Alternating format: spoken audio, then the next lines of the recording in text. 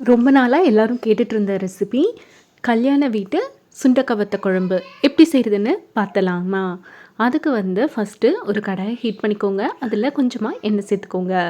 2 spoon அளவு கடலைப்பருப்பு, 2 spoon அளவு உளுந்தம்பருப்பு, கூடவே 1 ஸ்பூன் அளவு மிளகு, 1 ஸ்பூன் அளவு ஜீரகம், 1/2 ஸ்பூன் அளவு வெந்தயம் எல்லாம் சேர்த்து பொன்னிறமாக வறுபட்டுட்டும். கூடவே 3 ஸ்பூன் அளவு வரமல்லி சேர்த்துக்கோங்க. காரத்துக்கு ஏற்ப மிளகாய் சேர்த்துக்கோங்க. நம்ம ஏற்கனவே மிளகு சேர்த்துருக்கோம், ஸோ பார்த்து சேர்த்துக்கோங்க. கூடவே பெருங்காயம் சேர்த்து ஸ்டவ்வை ஆஃப் பண்ணிவிடுங்க. அது நல்லா ஆறுனதுக்கப்புறம் அரைச்சிக்கலாங்க. இப்போது இன்னொரு கடாயில் எண்ணெய் ஊற்றிக்கலாம். கூடவே நல்லெண்ணெயும் நான் சேர்த்துக்கிறேங்க. கடலெண்ணெய் நல்லெண்ணெய் ரெண்டையும் மிக்ஸ் பண்ணி சேர்த்துக்கிறேன். நீங்கள் நல்லெண்ணெயில் கூட செய்யலாம். இப்போ கடுகு, வெந்தயம், கறிவேப்பிலை, நம்ம அரைச்சி வச்ச பவுடர் சேர்த்து நல்லா லோ ஃப்ளேமில் வச்சு கலந்து விட்டுக்கோங்க.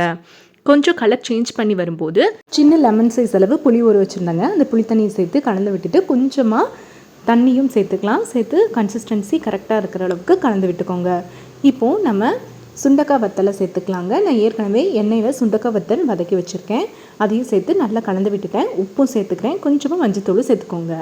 இப்போது நல்ல எண்ணெய் பிரிஞ்சு வர ஸ்டேஜில் ஒரு 1 ஸ்பூன் அளவு வெல்லம் சேர்த்துக்கோங்க. அப்படி இல்லைன்னா நாட்டு சர்க்கரை சேர்த்துக்கலாம். அவ்வளோதாங்க, நல்ல சூப்பரான வத்த குழம்பு ரெடி.